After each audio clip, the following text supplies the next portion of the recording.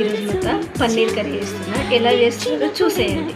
కారం, tea spoon ధనియాల పొడి, కొంచెం garam masala, 1 teaspoon salt. ఇట్లా మంచిగా ఇందులో పన్నీర్ ముక్కలు వేస్తున్నాను. ఇట్లా కొంచెం మిక్స్ చేసుకోవాలి. కొంచెం ముక్క కడిగి ఎలా ఉంటుంది. తర్వాత ఒక ప్యాన్ తీసుకొని అందులో కొద్దిగా ఆయిల్ పోసుకోవాలి. వేడాక అన్ని కలిపి పెట్టుకున్న పన్నీర్ ముక్కలు ఆయిల్లో 2 మినిట్స్ మంచిగా వేగనిచ్చుకోవాలి ఆయిల్లో. ఇందులో బటర్ కూడా యాడ్ చేయొచ్చు, కానీ నాకు లేదు కాబట్టి నూనె వేసుకున్నాను. ఒక 2 మినిట్స్ వేగిన తర్వాత వేరే బౌల్లో తీసుకుంటున్నాను పన్నీర్ ముక్కలు. పన్నీర్ ఎంచిన దాంట్లోనే కొంచెం ఉల్లిగడ్డలు వేస్తున్నాను అందులోనే.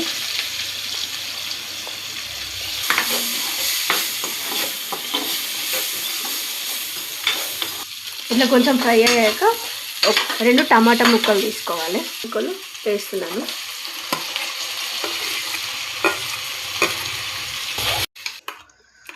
టమాటాలు ఉల్లిగడ్డలు పేస్ట్ అండి. ఇట్లా మిక్సీ పెట్టుకోవాలి. పెట్టుకొని కొద్దిగంత జీలకర్ర, ఆవాలు, అన్నం లాకు కొద్దిగంత, కొంచెం దాల్చిన చెక్క, సన్నగా దరుక్కున్న పచ్చిమిర్చి రెండు ఇట్లా ఫ్రై చేసుకోవాలి. అవి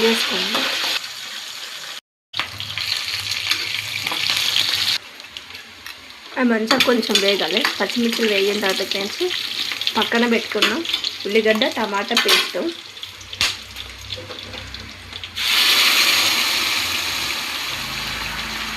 కారం,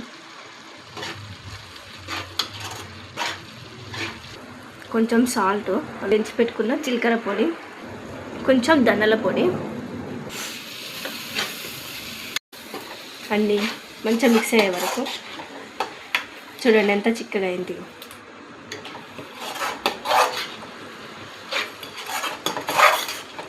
ఇందులో 1/2 పెరుగు తీసుకుంటున్నాను. ఇట్లా మంచిగా కలుపుకోవాలి. ముద్దలకి ఇట్లా ఏమి ఉండదు.